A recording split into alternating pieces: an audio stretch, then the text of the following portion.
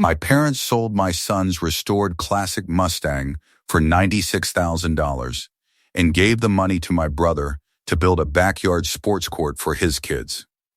When my grandfather found out, he said the Mustang was, and my parents' faces turned pale instantly. The key was still on the hook by Sawyer's bed.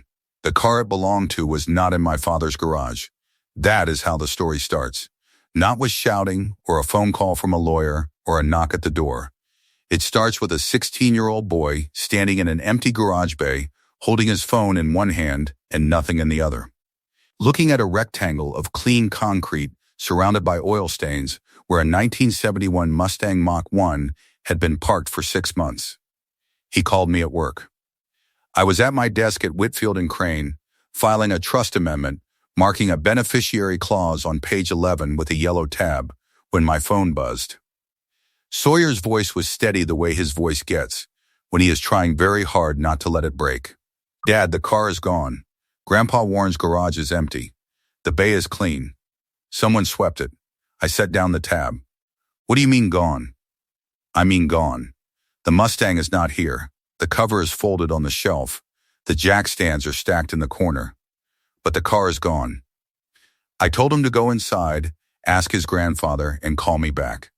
Then I sat at my desk for 2 full minutes without moving, staring at the yellow tab stuck to a clause about fiduciary duty, and I thought about the last time I had seen that car.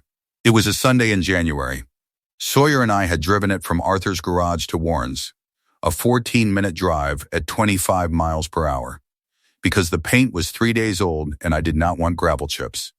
The 1971 Mach 1 was medium blue metallic with a black interior, a 351 Cleveland 4-barrel, and a chrome compass of scratches on the driver's side door that Arthur had never repaired, because he said it reminded him of the parking lot at the dealership where he worked his first day.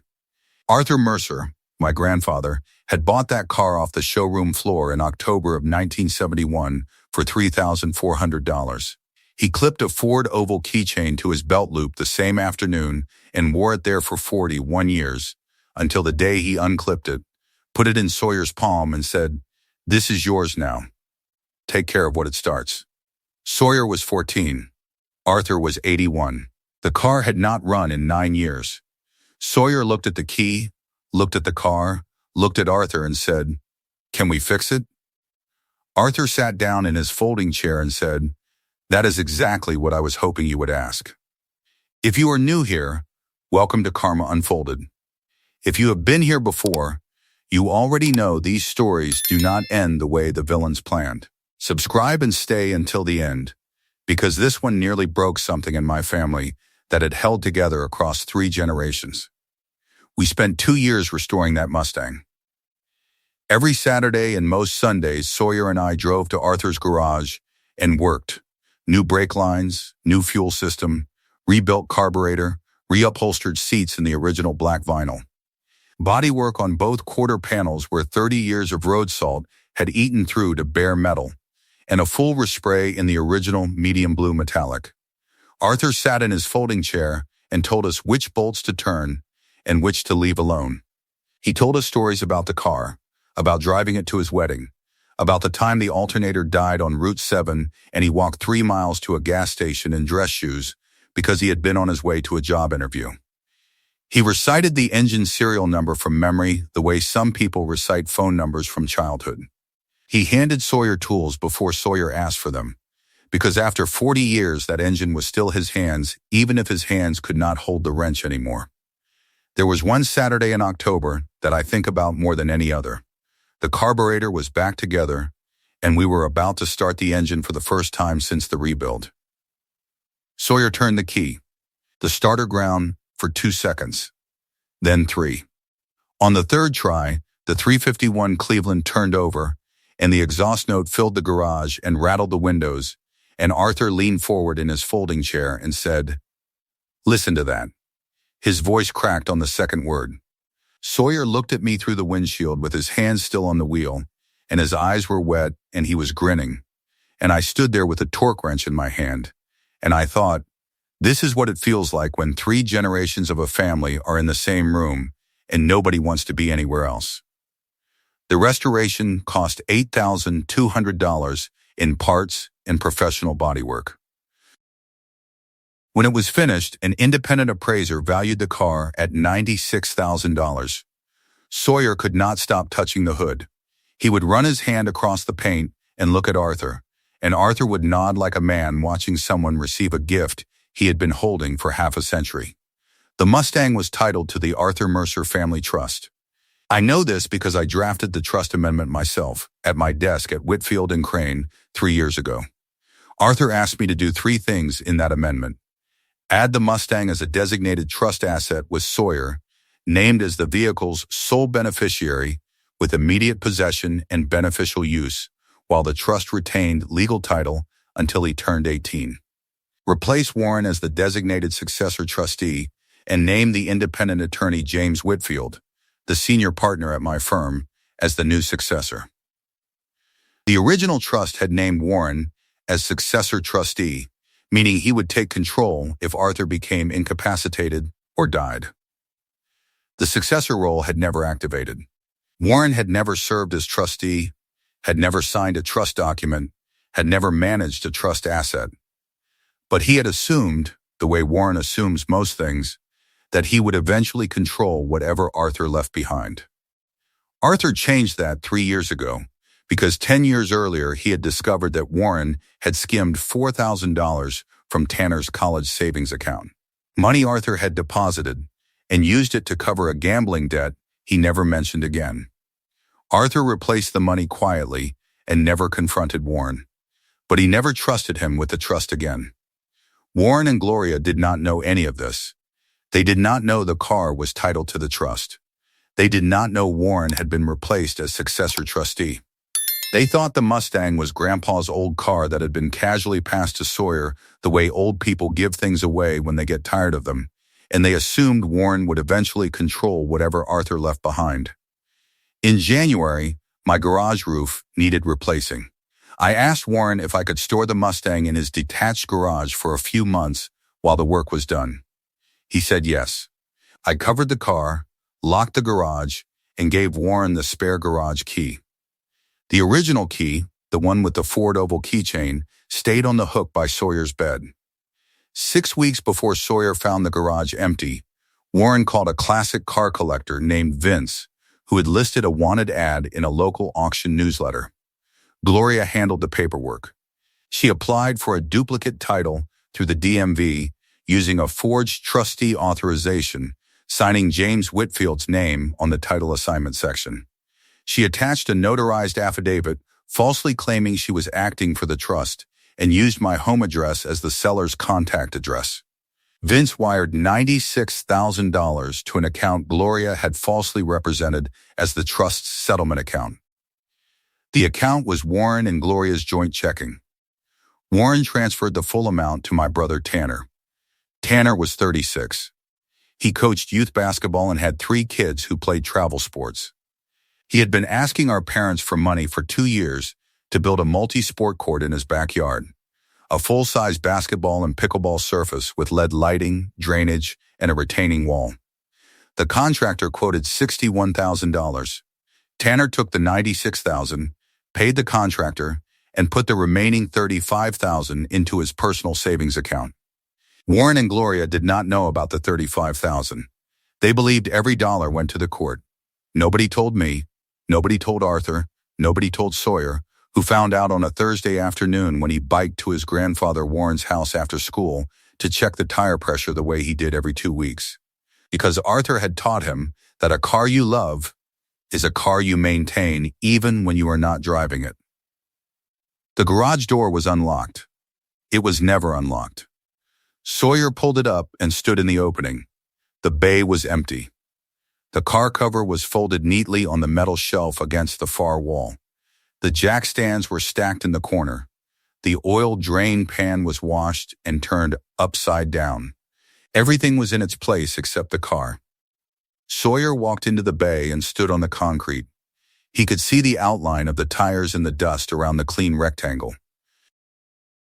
He could smell the faintest trace of exhaust and wax, and the Meguiar's polish he had used on the chrome trim 2 weeks earlier. The garage was not messy. It was not ransacked. It was clean in the way a room is clean when someone has removed the most important thing in it and tidied up afterward so nobody asks questions. He called me at work. Then he called me back 20 minutes later after going inside. His voice was different now. Not shaking. Flat, the flatness of a 16-year-old who has just learned something about his family that no 16-year-old should have to learn. Grandpa says he sold it. He says the money went to Uncle Tanner for the kids' court. He says it was just sitting there and the family needed it more. I did not say anything for a long time. Sawyer waited. He had learned that from me, the waiting, the way silence sometimes says more than the first sentence you almost say. Come home, I told him. We will figure this out. That night I sat at the kitchen table with the Ford Oval key in front of me.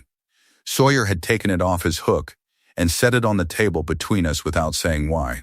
He sat across from me with his hands flat on the table, looking at the key the way you look at a photograph of someone who is still alive, but who you have lost anyway. The key was warm from his hand. The oval was scratched from 55 years of belt loops and pockets and being dropped on concrete and picked up again. It was the kind of object that stops meaning what it is and starts meaning who held it. He just sold it, Sawyer said. Not a question. A sentence he was trying to make real by saying it out loud. Yes, without asking. Yes, Sawyer picked up the key and turned it over in his fingers. Grandpa Arthur told me this key started his whole life. He said the day he bought the car was the day he felt like a man. He said he wanted me to have that feeling. He set the key down. I guess Grandpa Warren wanted Uncle Tanner's kids to have it instead. I did not correct him. He was not wrong. 2 days later, Tanner posted a photo to the family group chat. The sports court was half built. Framed in pressure, treated lumber with a concrete pad being poured. He had captioned it, "Court coming together. $61K well spent. Kids are going to lose their minds." He meant to send it to his own friend group. He sent it to the family thread instead. I saw the number. 61,000. The car sold for 96. 35,000 was unaccounted for. And I already knew in my gut exactly where it had gone. I called my father on Sunday morning. He picked up on the first ring, which meant he had been expecting the call. Dad, where is the Mustang? We sold it, Warren said. His voice was level, rehearsed. The voice of a man who had practiced this conversation in his head and decided he was right before the first word left his mouth. It was sitting in my garage collecting dust for 5 months. Your boy comes by twice a month to wipe the hood. Tanner's kids needed a court. The money was put to use. You sold a car that did not belong to you. It was in my garage. It was in my care. I made a decision for the family. You made a decision for Tanner. He did not answer that. I heard Gloria in the background saying something about being reasonable. I almost drove to their house that night. The key was on the table, and my car keys were in my hand, and I was standing in the kitchen doorway at 11:30 with every sentence I wanted to say lined up in my chest like rounds in a magazine. But the thing that stopped me was the Ford Oval keychain catching the light from the stove hood and the memory of Arthur placing it in Sawyer's palm and saying, "Take care of what it starts." I was not going to start with anger. I was going to start the way Arthur had taught me, with the paperwork. The following Sunday, I went to my parents' house alone. Warren was in the living room in the recliner he had been sitting in every evening since he retired from the route supervisor job 4 years ago. Gloria was drying dishes in the kitchen, visible through the pass-through. The house smelled like coffee and something fried, and the faint mineral smell of old carpet. I sat across from my father in the chair I had sat in every Thanksgiving of my life, the one with the low armrest that always made me feel like a guest. "I want to understand what happened," I said. Warren leaned back. He crossed one leg over the other and looked at me the way he had always looked at me. The way you look at a child who is asking a question you have already decided does not deserve a complete answer. "I already told you what happened. The car was sitting in my garage. 5 months. Your boy comes by every other week, wipes the hood, takes a photo for his phone, and leaves. Tanner's kids are out there every day. every single day on a practice court that costs $40 an hour to rent. Those boys have college scouts coming to games. Real scouts. Real futures. He uncrossed his legs and leaned forward. That car sat in my garage for 6 months collecting dust. Your boy comes by twice a month to wipe the hood and take selfies with it. Tanner's kids have tournaments, travel teams, college scouts watching them. Your son has a key to a 50-year-old rust bucket and a father who files other people's paperwork for a living. The money went where it was going to matter. Gloria set down the dish towel and walked to the pass-through. She folded her arms and nodded. The nod of a person who had agreed with this sentence before it was spoken, who had been agreeing with Warren's sentences for 37 years because agreement was easier than thought. Reed, the car was an indulgence, she said. Tanner's children are athletes. Sawyer has a hobby. There is a difference, and you know it. I looked at my father. I looked at the man who had just called my son's inheritance a rust bucket and my career other people's paperwork, and I understood something I had been refusing to understand for 33 years. He did not see Sawyer. He did not see the key or the paint or the 2 years of Saturdays or the way Arthur's face looked when Sawyer started the engine for the first time and it turned over on the third try and Arthur said, "Listen to that," and his voice cracked on the second word. Warren did not see any of that. He saw Tanner's kids on a court with lights and a scoreboard. And he saw my son in a garage with grease on his hands, and he had decided years ago which image mattered. "I hear you," I said. I stood up. I did not raise my voice. "I hear what you just said, and I want you to know that I am going to remember every word of it." I walked out. I did not slam the door. I closed it with both hands the way you close a document you intend to file. On Monday morning, I ordered a certified title abstract through the firm's authorized records service after clearing the request with Whitfield. The title was registered to the Arthur Mercer Family Trust, administered by James Whitfield, Esq., as independent trustee. Not to Warren Mercer, not to me, not to Sawyer, to the trust. My father had sold a trust asset.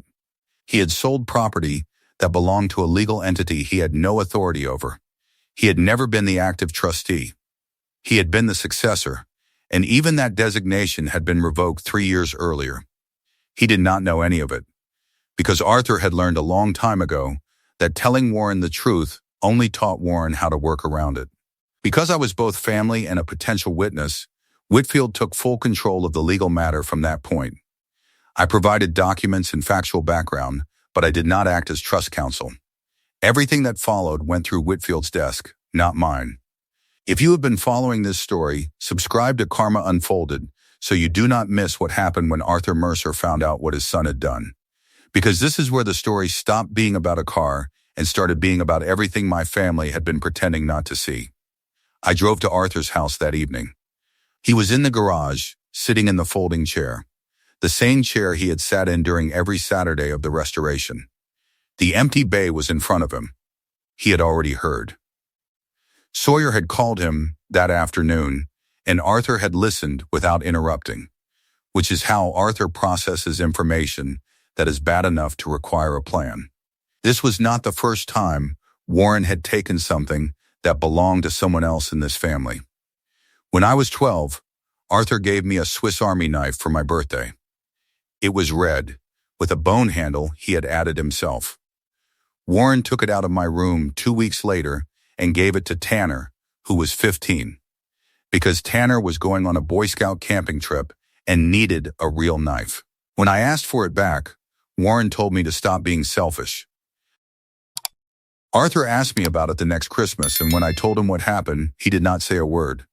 He bought Tanner a different knife the next week and quietly asked for the Swiss Army knife back. Tanner had lost it by then. Arthur never mentioned it to Warren. But I think that was the year Arthur started watching my father more carefully. The way you watch a person you love when you realize they have a blind spot shaped exactly like fairness. I told Arthur what I had found at work. The title. The trust. The bill of sale I had obtained from the buyer, a man named Vince, who had been cooperative and disturbed when I explained the situation. Vince was a retired contractor who collected post-war muscle cars. He had bought the Mustang in good faith from a listing that matched everything a legitimate sale should look like, because Gloria had made it look legitimate. She had forged Whitfield's signature as trustee on the title assignment and used my home address as the seller's contact. The DMV file showed a forged trustee signature, not just a false bill of sale. Arthur held the title assignment and read it twice. His hands were steady. His jaw was not. She forged Whitfield's name, he said quietly. She made it look like the trust authorized the sale. Yes, and Warren gave the money to Tanner. $96,000. But the sports court cost $61,000. Tanner put $35,000 into his own savings. Warren and Gloria do not know about the difference. I paused, and I found something else. Whitfield pulled Warren's phone records as part of the trust investigation. There is a text from Tanner to Warren 3 days before the sale. It says, "Did Reed sign the car papers yet?" Warren replied, "He doesn't need to know." Tanner knew the sale was unauthorized. He just did not care. Arthur set the paper on the workbench. He pressed his palms flat on the surface and looked at the empty bay where the car had been. "I bought that car in 1971, he said. "I drove it home in the rain. I put 73,000 miles on it before the engine seized, and then I parked it and waited for someone who loved it enough to bring it back. Sawyer was that person. And my own son sold it out from under him. I almost told Arthur we could handle it quietly. File the civil demand, recover the money, move on without drama. But the thing that stopped me was the trust deed sitting in my briefcase. The one I had drafted myself. The one that named Sawyer as the sole beneficiary of that vehicle. And the recovery clause I had written into the amendment at Arthur's request, requiring immediate action against anyone who transferred or disposed of trust assets without the independent trustee's written authorization. Arthur had not written that clause to punish anyone. He had written it because he hoped no one would ever trigger it. Warren had triggered it in 6 weeks. Arthur looked at me. Invite them to dinner. Sunday. All of them. Warren, Gloria, Tanner, Holly. Tell them I want to have a family meal. Are you sure? I have been sure for 3 years. I was just hoping I would not have to be. I spent the next week gathering documents and delivering them to Whitfield's office, step by step. The DMV title abstract, the trust deed, the certified copy of the forged title assignment from Vince. Whitfield reviewed everything and took full control. He pulled the forged trustee's signature up on his screen and looked at it for a long time. "This is criminal conversion and forgery of a trust instrument," he said. "I will handle the civil recovery and the criminal referral. You stay on the family side." I asked him to hold the criminal referral until after Arthur's dinner. He agreed. I contacted Vince directly. He kept the car in his climate-controlled garage. When I explained the forged title assignment, he went quiet for a long time. Then he said, "I bought that car in good faith. If the title was forged, I do not want any part of this." Vince signed a voluntary surrender agreement with Whitfield, releasing the Mustang back to the trust immediately. His $96,000 loss was included in the trust's civil restitution demand against Warren and Gloria, so an innocent buyer would not be left stranded by their fraud. Holly called me on Thursday evening. Tanner's wife. She was speaking quietly, the way people speak when they are in a room where the walls have started to feel like they are listening. "I found something in our savings account," she said. "Tanner deposited $35,000 on April 15th. He told me it was a bonus from the coaching league, but he does not get bonuses. The league pays him a stipend of $600 a month. The court costs $61,000, Reed. Where did the other 35 come from?" I told her. The silence that followed was the kind of silence that holds the weight of a marriage in it. "I will be at dinner on Sunday," she said. The following Sunday, Arthur's dining room was set for 8. Arthur had pulled out the good plates, the ones with the blue rim that his wife had picked out before she died, the ones he only used for Thanksgiving and Christmas. The table was set with cloth napkins. A pot roast sat in the center, the same recipe Arthur had been making every Sunday since before I was born.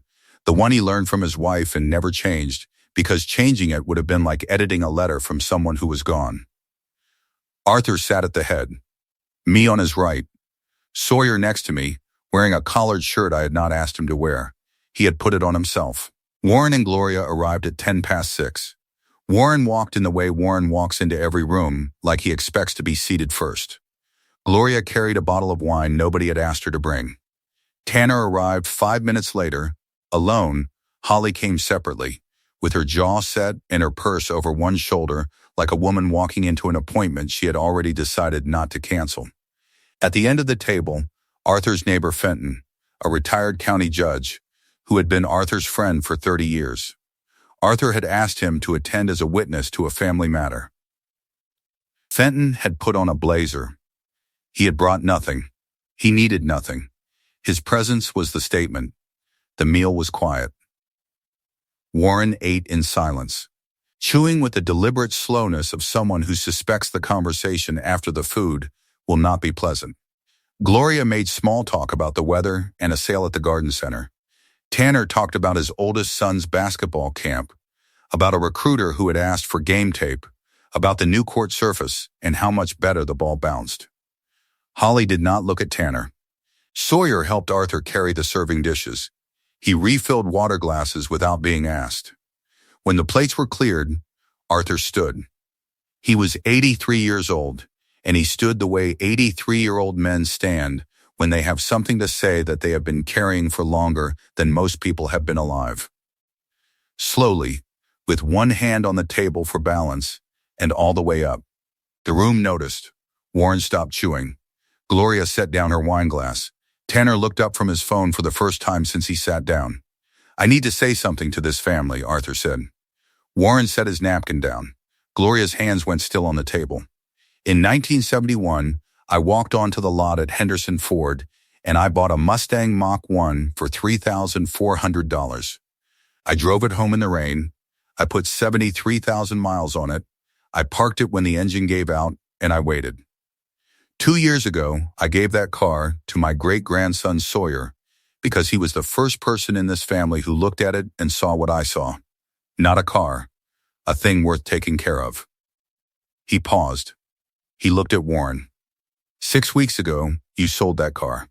You sold it for $96,000, and you gave the money to Tanner to build a basketball court.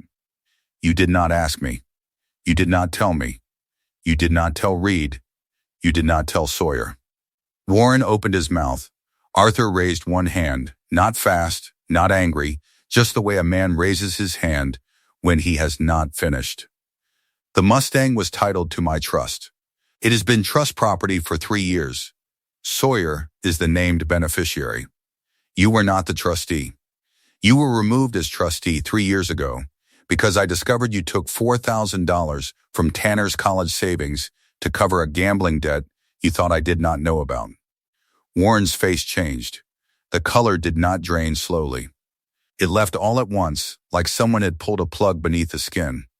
His mouth stayed open, but nothing came out. Gloria's hands gripped the edge of the table, and her eyes moved to Arthur, and then to me, and then back to Arthur, calculating, recalculating, arriving at a number that did not work. "You sold trust property without authorization," Arthur continued. Gloria forged the trustee's signature on the title assignment and filed a false affidavit with the DMV. The independent trustee has reviewed everything. His assessment is that this constitutes criminal conversion of trust assets and forgery of a trust instrument. The word forgery hit the table like a dropped glass. Gloria pulled her hands into her lap. Tanner shifted in his seat. Holly was watching Tanner the way a person watches someone they have already decided something about. I reached into the folder beside my chair and placed 3 documents on the table. The DMV title abstract showing trust ownership, the forged title assignment with Whitfield's name in Gloria's handwriting, and the trust deed, with the recovery clause requiring immediate action against unauthorized disposition of trust assets. Fenton, the retired judge at the end of the table, leaned forward slightly to read the trust deed. He did not pick it up. He did not need to. He read the relevant clause from his seat and then leaned back and folded his hands and looked at Warren with the expression of a man who has seen this exact moment in depositions 100 times and has never once seen it end well for the person on the other side. "You called my son's car a rust bucket," I said. "You said the money went where it was going to matter. So let me tell you where it actually went." I looked at Tanner. "The court cost $61,000. You deposited $35,000 into your personal savings on April 15th and told Holly it was a bonus from the league." Holly's jaw tightened. Tanner's hands went under the table. "You stole a car from a 16-year-old boy," I said. "You forged a bill of sale to make it look like I sold it. You gave the money to your older son, who skimmed $35,000 off the top and lied to his own wife about where it came from. You did all of it while I was paying for Sawyer's restoration work out of my own salary, $63 a week in parts money that I put into an envelope every Friday because my son was building something with his great-grandfather and I was not going to let money be the reason it stopped." I looked at Warren. "You said I file other people's paperwork. You are right. I do. And the paperwork I prepared 3 years ago is the reason you were never the trustee. The paperwork Whitfield filed this week is a civil restitution demand for $96,000 in converted trust assets plus attorney fees. And the court has issued a temporary asset preservation order preventing you from transferring any major assets while the conversion claim is pending." Warren tried. "This is family. You do not involve courts in family. You involved a forged trustee signature, a false DMV filing, and $96,000 in someone else's property." That stopped being family the moment Gloria picked up the pen. Gloria's eyes were wet. She looked at Arthur. "Dad, please, we did not know it was in the trust. We thought it was just the old car." Arthur looked at her for a long time. "You drove Reed to the garage when he was 10 years old so he could watch me change the oil. You sat in the passenger seat while I told him every story about that car. You knew what it meant. You just decided it did not matter." Tanner tried next. "I will give the money back. The 35. I will write a check tonight." "The trust is not asking for 35, I said. "The trust is asking for $96,000 in restitution plus Whitfield's attorney fees. The court has already issued an asset preservation order. You cannot sell your house, your truck, or anything else until this is resolved. And the trustee is preparing a criminal referral for conversion and forgery." Warren's hands were flat on the table. His breathing had gone shallow. A vein in his left temple pulsed visibly.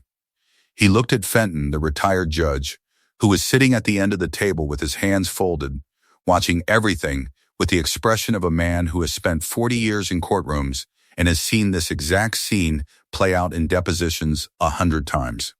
Fenton said nothing. He did not need to. His presence was the statement. "You called my boy a grease monkey with a key to a rust bucket," I said. "You said Tanner's kids have futures, and mine has a hobby. Let me tell you about my son's hobby. Sawyer rebuilt a 4-barrel carburetor at 15. He reupholstered a bench seat using a YouTube tutorial and a sewing machine he borrowed from Connie next door. He sanded body filler for 3 weekends straight until the quarter panels were smooth enough to hold paint. And he did all of it sitting next to a man who taught him that the things worth keeping are the things you take care of with your hands." I looked at my father. "Sawyer kept that key because Grandpa told him it starts everything worth keeping. You sold the only thing it fit." The room held. The clock on the mantel ticked. Arthur sat down slowly. Sawyer, who had not spoken during the entire dinner, reached into his pocket and set the Ford oval keychain on the table in front of Arthur. Arthur looked at it. He picked it up.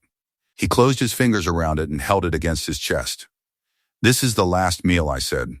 "The last Sunday. The last time I sit at this table with people who would steal from a child and call it a family decision. If you want to talk to me, you can talk to the trustee." Warren called me the next night. His voice was different, not rehearsed this time. "Stripped. I raised you, Reed. I paid for your lunches. I drove you to every baseball game. You were going to let your grandfather take everything from your own parents over a car?" I almost felt something. Almost. But the thing that stopped me was the Ford Oval keychain sitting on my kitchen table, and the image of Sawyer standing in an empty garage bay looking at a rectangle of clean concrete where the only thing his great-grandfather ever gave him used to be. "You raised me, Dad," I said, "and the first thing you taught me was that some people will take what is not theirs and call it family." I hung up. The fallout arrived in sequence, each piece heavier than the last. On a Tuesday 3 weeks after the dinner, the civil restitution demand arrived at Warren and Gloria's house by certified mail. The trust was seeking $96,000 plus Whitfield's attorney fees, which had already reached $4,200 and were climbing. Warren did not have $96,000. He had given every cent to Tanner. Tanner had spent $61,000 on concrete and lead lights that could not be uninstalled, and the remaining $35,000 was now frozen. Holly had given the bank and trustee copies of the deposit record, and Whitfield had obtained a temporary preservation order preventing anyone from moving the funds while the stolen proceeds tracing was pending. Warren sat at the kitchen table with a calculator and a yellow legal pad and wrote numbers that did not add up. He called Tanner. Tanner did not answer. He tried again. Voicemail. He called a third time. Tanner picked up, listened for 12 seconds, and said, "I am not paying your legal bills, Dad. Talk to your lawyer." The line went dead. The following week, the court issued a broader asset preservation order covering Warren and Gloria's joint accounts, preventing them from selling or transferring major assets while the conversion claim was pending. Gloria read the order at the kitchen counter. She set it down next to the restitution demand and walked into the bedroom and closed the door.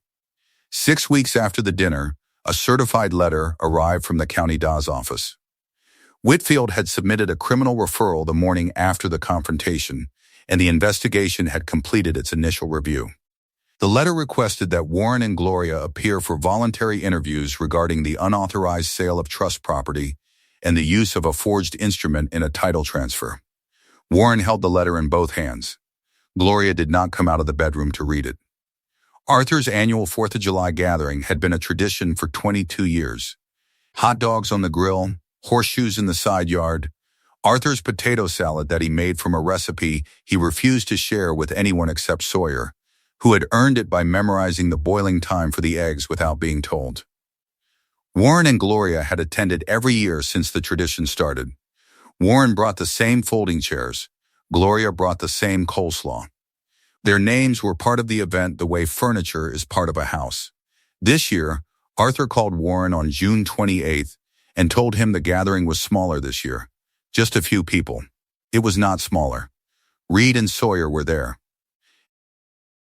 Holly brought Tanner's 3 kids without Tanner because Holly had stopped explaining Tanner's absence and started just showing up where she was welcome. Fenton came. 2 neighbors from Arthur's block came. Arthur's barber, a man named Quincy, who had been cutting Arthur's hair for 18 years, came with his wife. 18 people in Arthur's backyard. Eating hot dogs and throwing horseshoes under a string of lights Sawyer had hung from the garage to the fence post, while Warren sat in his own kitchen 6 miles away and watched the clock. He drove by Arthur's house at 4 in the afternoon. Gloria told him not to. He drove anyway. He slowed at the end of the block and looked through the windshield at the driveway full of cars. The folding tables on the lawn, the smoke curling from the grill, the sound of people laughing. He saw Sawyer throwing a horseshoe, and he saw Arthur sitting in a lawn chair clapping when it rang the stake. Warren put his foot on the gas and kept driving. He did not come back. At the end of July, Tanner's oldest son, who was 13, came home from a weekend at Arthur's house and sat on the edge of the sports court that had been built with money from a stolen car. He looked at the basketball hoop with the lead ring and the fresh concrete surface and the retaining wall that ran along the property line. His mother was standing in the kitchen window. "Mom," he said, "can we give the court back so Sawyer can get his car?" Holly put her hand over her mouth. She did not answer. She turned away from the window and stood in the kitchen for a long time.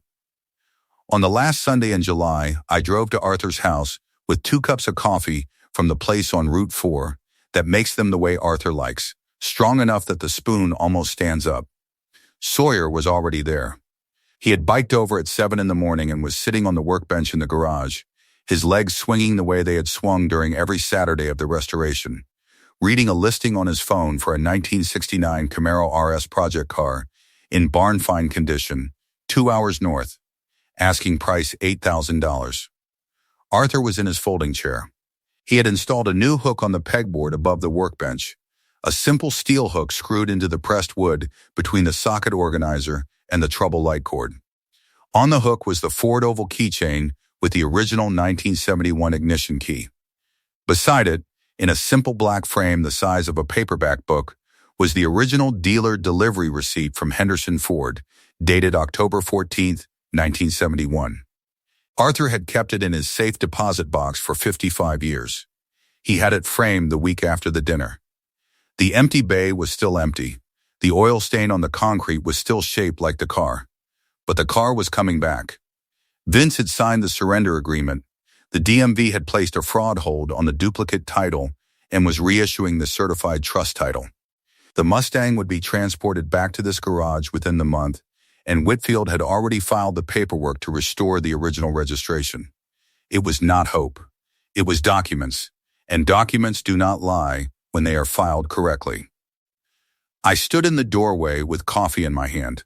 Arthur looked at Sawyer, and Sawyer looked up from the Camaro listing. And the garage smelled like old concrete and motor oil and the ghost of medium blue metallic paint.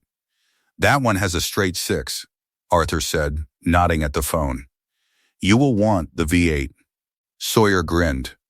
"I know, Grandpa, but this one is cheaper." "Cheaper is not the same as better. You always say that." "Because it is always true." I leaned against the doorframe and watched them. The key was on the hook. The receipt was on the wall. The chair was in its spot. 3 things in their places, holding the shape of something that the rest of the family had tried to take and could not. Somewhere 6 miles away, a kitchen table held a restitution demand and an asset preservation order and a interview letter and a yellow legal pad full of numbers that did not add up. A garage had a rectangle of clean concrete and nothing else. A phone sat face up with no new messages from a poker group that had stopped calling 3 weeks ago. But here, in this garage, on a Sunday morning in July, a boy and his great-grandfather were arguing about engines the way they had been arguing about engines for 2 years. The way I hoped they would keep arguing about engines for as many years as they had left together. And the key on the hook was not just a key to a car. It was a key to every Saturday morning that Warren had never sat in on. Every bolt that Arthur had pointed to. Every story that started with in 1971 and ended with Sawyer's hands learning what mattered.